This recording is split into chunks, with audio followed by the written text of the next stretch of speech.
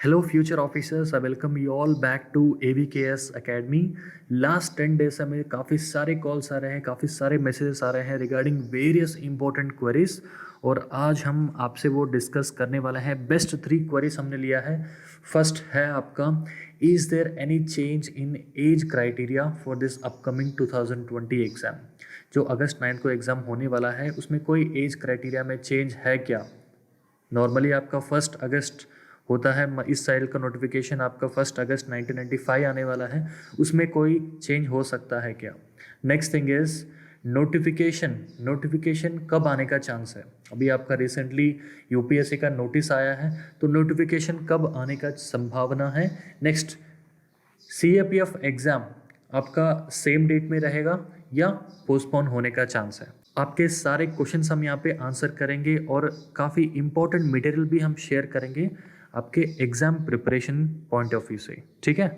So video start करने से पहले आपको मैं छोटा एक मैसेज देना चाहता हूँ, बस एक 1-2 मिनट्स का। देखो, काफ़ी सारे स्टूडेंट्स का अभी प्रिपरेशन जो है रुक गया है।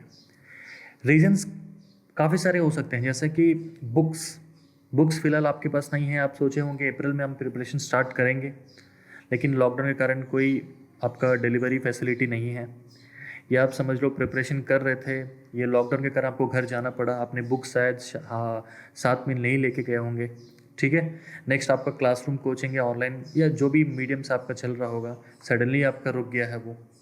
नेक्स्ट, घर बैठे मोस्ट ऑफ स्टूडेंट्स का पढ़ाई नहीं होता है, तो स्टडी हॉल आपने ज्वाइन किया होगा, सो वो आपका कट हो गया है बीच में, ठीक है? नेक्स्ट, आपका एक नेगेटिव एनवायरनमेंट क्रिएट हो गया है ड्यू टू दिस कोरोना, वो भी एक नेगेटिव इम्पैक्ट है। नेक्स्ट, आपके मन में ये भी क्वेश्चन है कि एग्ज़ाम पोस्टपोन हो रहा है कि नहीं, और ये सिविल सर्विसेज का मेरिट के बारे में, तो ये काफ़ी सारे डाउट्स है जिसके कारण आपका प्रिपरेशन जो है, जो लेवल में होना था वो अभी नहीं चल रहा है, ठीक है? लेकिन भाइयों और बहनों, ये कॉम्पिटिटिव फील्ड है, अगर आप आगे नहीं जाओगे तो कोई ना कोई एक आपसे आगे निकल जाएगा। अगर आप आगे नहीं जाते हो तो कोई ना कोई डेफिनेटली आपसे आगे निकल जाएगा। सो आपको जो है प्रिपरेशन, या जो आप पहले 1 दिन में कर रहे थे अभी 2 दिन में कर रहे हो, या 3 दिन आपका हो रहा है, कोई प्रॉब्लम नहीं। प्रिपरेशन भले ही आपका स्लो चल रहा है, प्रिपरेशन आप कंटिन्यू करते रखो, ठीक है? ये मत सोचना कि एग्ज़ाम पोस्टपोन हो जाएगा, मुझे टाइम मिलेगा, मैं करूँगा, ऐसा माइंड में कुछ मत रखना। समझ लो, अगर आपका एग्ज़ाम पोस्टपोन नहीं होता है तो ईयर पूरा बर्बाद हो गया, ठीक है? थोड़ा बहुत प्रिपरेशन जो भी है आपका कंटिन्यू करते रखो। जब आपका लॉकडाउन पूरा खुल जाएगा तो आपका एज यूजुअल नॉर्मल स्पीड में आ जाएगा, ठीक है? तो प्रिपरेशन आपको नहीं रोकना है, ठीक है? अगर आपके पास मटेरियल्स नहीं है, अगर आपके पास रिसोर्सेस नहीं है, तो डिस्क्रिप्शन के नीचे टेलीग्राम ग्रुप का मैं लिंक दूंगा, वहाँ पे सारे एनसीईआरटीज, जैसा कि आप देख सकते हो, एनसीईआरटीज हो गए हैं हिंदी मीडियम के या इंग्लिश मीडियम के, क्लास वाइज पूरा मैं शेयर कर दूंगा, वहाँ पे जाके आप जो है डाउनलोड कर लो। जो भी इंपॉर्टेंट है लॉकडाउन पीरियड में जो भी पढ़ सकते हो, समझ लो इकोनॉमी आपको पढ़ना है तो इकोनॉमी आप पूरा आराम से पढ़ सकते हो, एनसीईआरटीज, तो वो काम फिलहाल आप जो है कर सकते हो।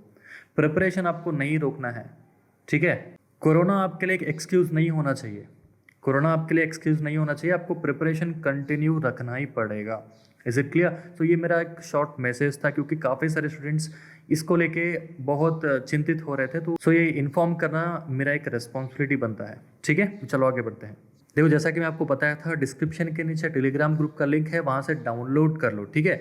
जो भी आपको लगता है कि ये पर्टिकुलर 10-15 डेज में कंप्लीट कर सकता हूँ, वो पर्टिकुलर पीडीएफ आप डाउनलोड कर लो और पढ़ना स्टार्ट कर दो। स्पेशली इकोनॉमिक्स आप स्टार्ट कर सकते हो, इकोनॉमिक्स 10-15 दिन में आराम से आपका कंप्लीट हो जाएगा, ठीक है ना?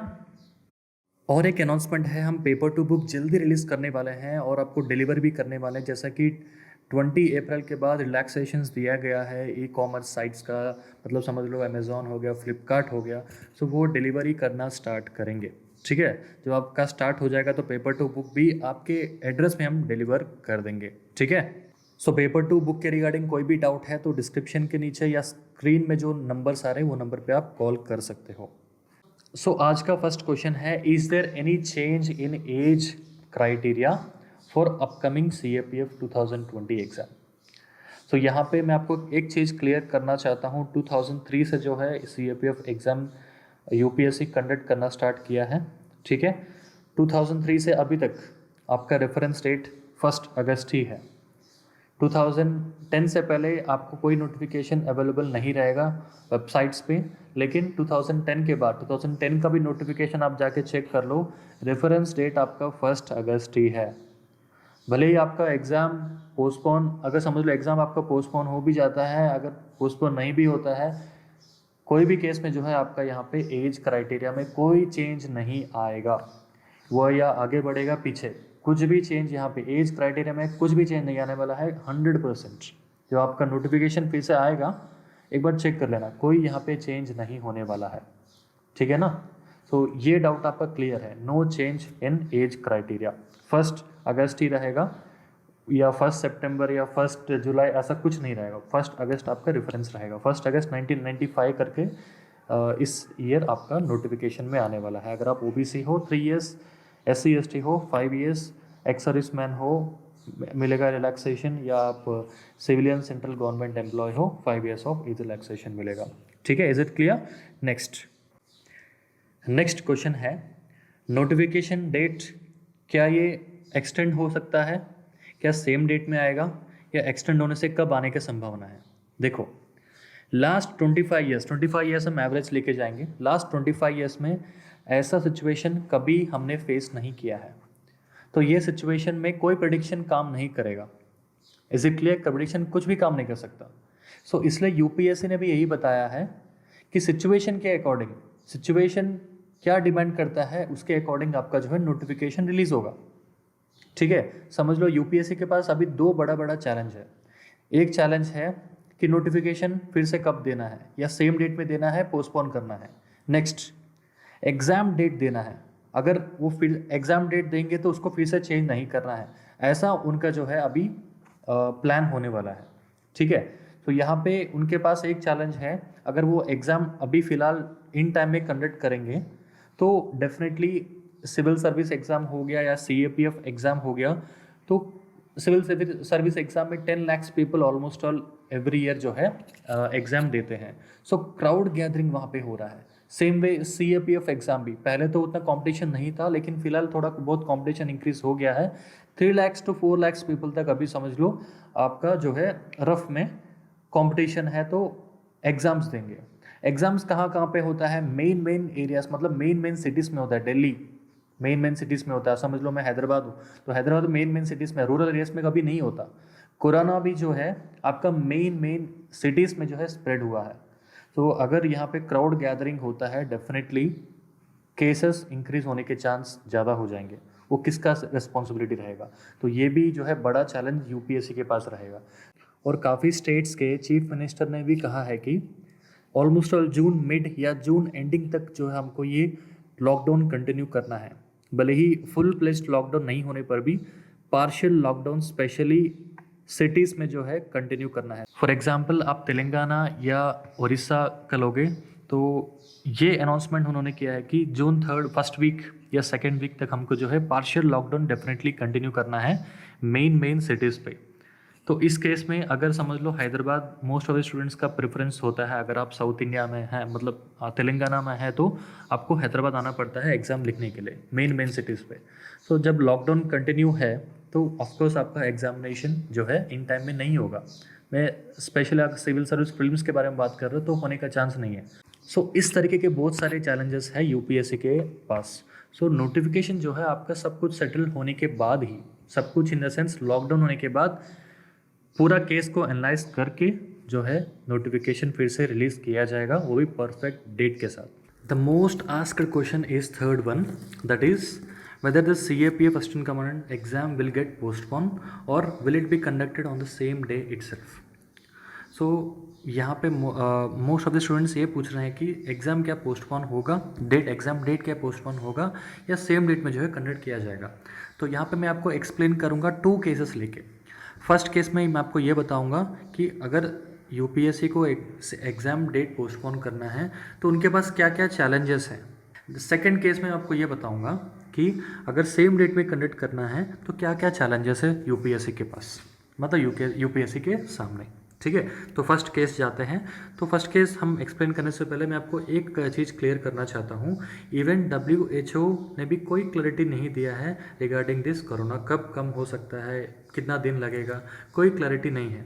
तो इस केस के आधार पर अगर समझ लो 3 मई के बाद भी केसेस इंक्रीज़ हो रहे हैं, मतलब केसेस आपका डिक्रीज़ के बदले अगर वो इंक्रीज़ हो रहा है और वो मई एंडिंग तक या जून तक भी समझ लो चला गया, ऑफ कोर्स आपका जो है ये एग्ज़ाम सेम डेट में कंडक्ट करना पॉसिबिलिटी नहीं हो पाएगा। मैं आपको क्यों एक्सप्लेन करूँगा। देखो यहाँ पर एग्ज़ाम जो है कहाँ पे कंडक्ट किया जाता है, एग्ज़ाम जो है आपका मेन सिटीज़ में कंडक्ट किया जाता है, रूरल एरियाज़ में आपको कंडक्ट नहीं किया जाता है ना, मेन सिटीज़ में जो है कंडक्ट किया जाता है।